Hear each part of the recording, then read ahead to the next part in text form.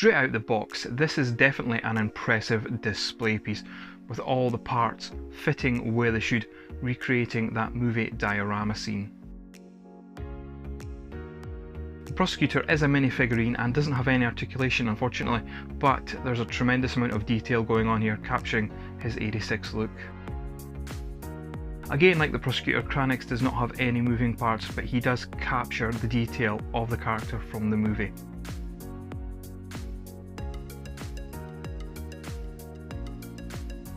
The Sharkticon here uses a different colour scheme from his Power of the Prime's counterpart, and it works really well. I absolutely love this metallic colour scheme, especially on the pink. It really pops.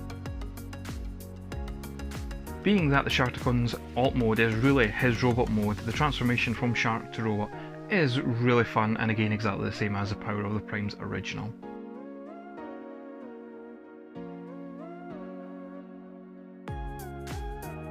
Once in robot mode, the new colour scheme, those metallic colours really do benefit the Sharkticon in his robot mode. You'll definitely be using him as your general in your Sharkticon army. The Bailiff is a really impressive retool of the Alicon original figure. Again, with a very different colour scheme is the biggest difference you'll notice, but that head sculpt is fantastic, as well as the spikes on the shoulders, giving him those Road Warrior vibes. For articulation, the head is on a ball joint, the shoulder can do a full 360, the arm can go in and out, you do get a bicep swivel, a bend at the elbow, a twist on the wrist, there is a waist swivel, you do get the full range of motion you would expect on the legs, including that bend, and of course you do get the coveted ankle tilt. Transformation here is very fun.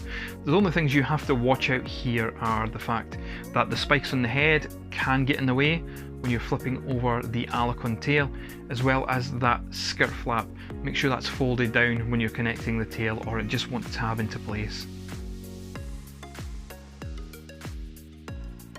There isn't much difference in the alt modes here between this guy and his Alicon counterpart.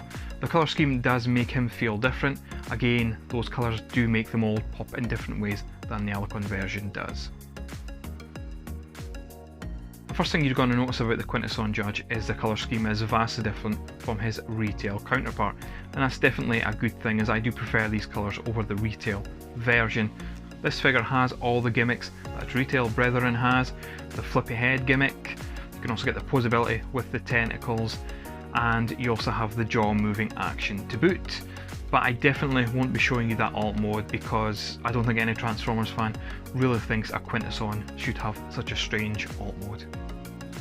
So do I recommend you pick up the Pit of Judgement set? It's a mixed bag, this one. It's a lot of money for what you're getting in this set. If you're a massive fan of the 86 movie, then yes, this is a definite pickup. But if you already have versions of these figures from the retail release, then I don't really think it's worth your time to track down this set at a reasonable price. Yes, the diorama that you get with it is fantastic, it makes a great set piece. The cost of this really doesn't justify what you're all getting in the set. It's all repaints and retools, and I think they're fantastic, but it's all down to cost and how much of a fan you are of the 86 movie.